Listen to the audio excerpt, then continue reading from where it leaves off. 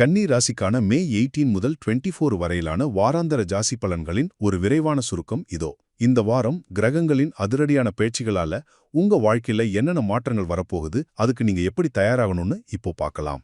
முதலாவதாக, உங்க கரியர்ல ஒரு பெரிய சாஃப்ட்வேர் அப்டேட் நடக்க போகுது. பயணம் மற்றும் தேடலை குறிக்கிற 9வது வீட்ல செவ்வாய் நுழையறதால உங்க தற்போதைய வேலையில ஒருவேளை திருப்தி இல்லைன்னா புதுசா எதையாவது தேடணுங்கிற எண்ணம் உங்களுக்கு கண்டிப்பா வரும். அதே சமயம் மிதுன ராசியில சூரியன் நுழைஞ்சு 78 வருஷத்துக்கு அப்புறம் யுரேனஸை சந்திக்கிறதுனால குறிப்பா தொழில்நுட்பத் துறையில புது ஐடியாக்கள் தோன்றும்.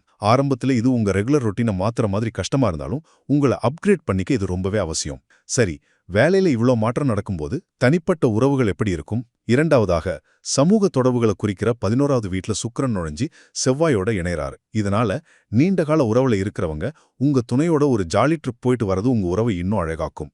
சிங்கிள்ஸா இருந்தீங்கன்னா ஆஃபீஸ்லயோ வெளியிலயோ புது ஆட்களை சந்திக்க நிறைய வாய்ப்பு இருக்கு. ஆனா உங்களுக்கு கிடைக்கிற இந்த நெட்வொர்க்கை நீங்க சரியா பயன்படுத்திக்கிறீங்களா இல்ல இன்னும் தயக்கத்தோடய ஒதுங்கி இருக்கீங்களான்னு கொஞ்சம் யோசிச்சு பாருங்க. இவ்ளோ விஷயங்கள் நடக்கும்போது கண்டிப்பா கொஞ்சம் ஸ்ட்ரெஸ் இருக்கும் இல்லையா? இறுதியாக, கன்னி ராசியில கால்பகுதி சந்திரன் வரதால உங்க பணியிடத்துல சில முரண்பாடுகள் வரலாம்.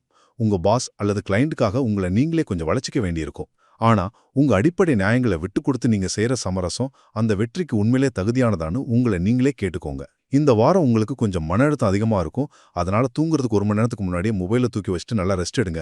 குழப்பமா இருந்தா சீனியர்ஸ் கிட்ட அட்வைஸ் கேளுங்க. சுருக்கமாக சொன்னா, இந்த வாரம் தொழில் மற்றும் உறவுகள்ல அதிரடியான புதுப்புத்தல்களை கொண்டு வருது. ஆனா வெற்றியின் வேகத்துல உங்களை நீங்களே தொலைச்சிடாம கொஞ்சம் நிதானமா முடிவெடுங்க.